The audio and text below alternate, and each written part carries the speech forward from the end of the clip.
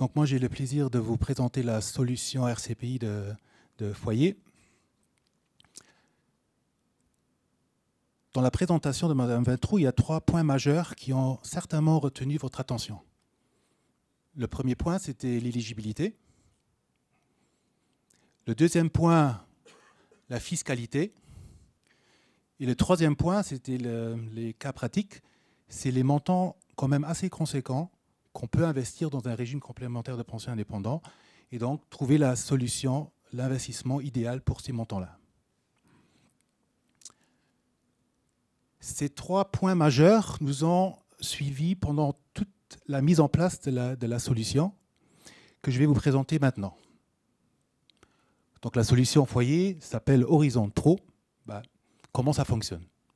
C'est un contrat en euros. Étant donné que c'est une prévoyance vieillesse du deuxième pilier, l'échéance est définie par l'âge minimal au terme, c'est 60, et l'âge maximal au terme, c'est 75 ans.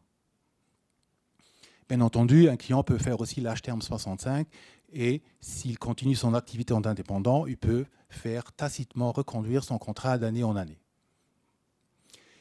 Comment ça fonctionne? C'est très simple. Si vous avez déjà aujourd'hui une assurance vie, le principe c'est le même. Vous établissez avec votre agent, vous définissez le montant lors de la souscription, le montant mensuel que vous voulez mettre en place. On met en place une domiciliation et le contrat court. Pendant l'année en cours, surtout en fin d'année, pour atteindre le plafond fiscal, parce qu'il y en a certains d'entre vous qui, peut-être aujourd'hui, le 25 avril, ne connaissent pas le revenu annuel de l'année 2019. Et donc, pour pallier à ça, Foyer propose que vous puissiez faire des versements en cours d'année, surtout en fin d'année, quand vous avez une meilleure visibilité de vos revenus nets. Donc, vous pouvez faire des versements.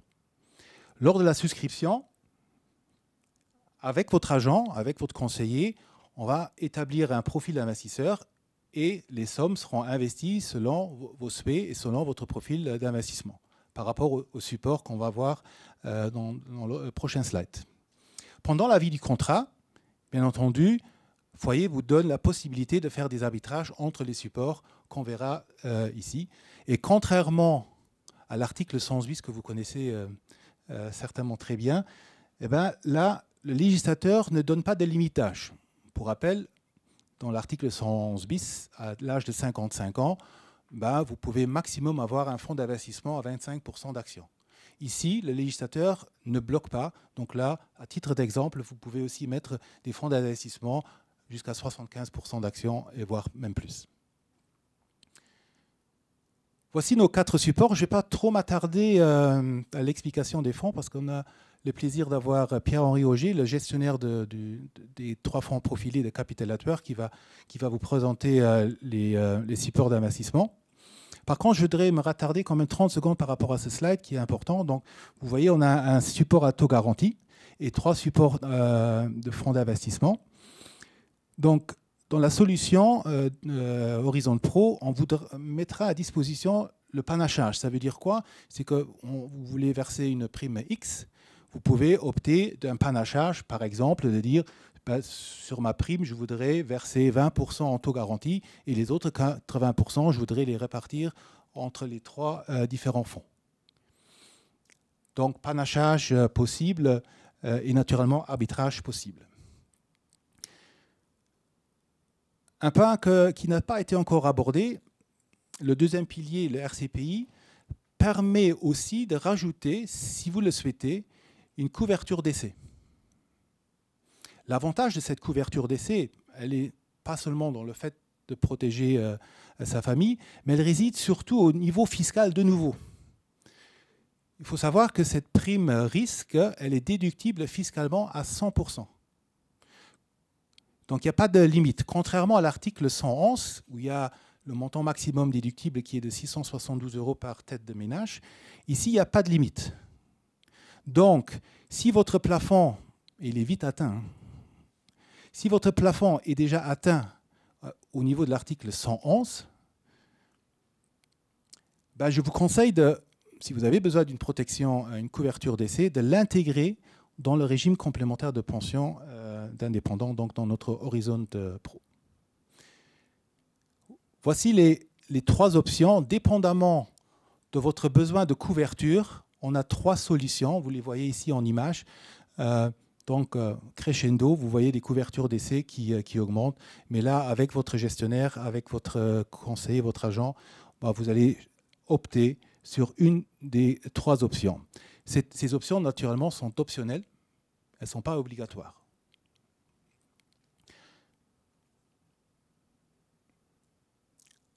On n'en a pas parlé jusqu'à maintenant, mais aujourd'hui, vous avez le statut d'indépendant. Peut-être demain, changement de statut. Et vous devenez de nouveau, ou pas de nouveau, vous devenez employé. Donc vous quittez le domaine de l'indépendance et vous allez travailler chez un patron. Okay, donc vous êtes de nouveau salarié. Donc là, le législateur vous donne 3 possibilités par rapport au contrat. Soit le contrat est mis en réduction, c'est un terme, c'est un vocabulaire assurantiel. C'est quoi une mise en réduction? C'est tout simple, vous stoppez la domiciliation. Plus de versement dans le contrat. Le contrat existe toujours, il court toujours avec l'épargne accumulée, mais il n'y a pas de nouveaux fonds qui rentrent. Ça n'a aucun sens parce que, en tant que salarié, vous ne pouvez plus déduire ces 20% de votre revenu. Là, il y aura d'autres solutions, par exemple la 111 bis. Le transfert, c'est quoi un transfert? Si vous avez la chance d'aller travailler chez un employeur qui lui-même a un régime complémentaire de pension entreprise, vous pouvez, votre épargne de la Horizon Pro, l'épargne accumulée du RCPI, le transférer vers le RCP, régime complémentaire de pension, de votre patron. La 3e option, c'est le rachat, donc rachat total, mais là, il y a quand même des contraintes. Le rachat total est seulement possible si le montant de l'épargne accumulée n'excède pas 6 213 €. C'est 3 fois le salaire social minimum mensuel. La 2e possibilité de retirer quand même les fonds, même s'ils sont au-dessus de 6 200, c'est la situation où vous partez travailler à l'étranger, vous vous désaffiliez de la CNS. À ce moment-là, le législateur permettra, même si le montant est 10 000, 15 000, 100 000 €, que vous puissiez retirer l'argent en totalité. Donc, il faut absolument se désaffilier de la CNS et partir travailler à l'étranger.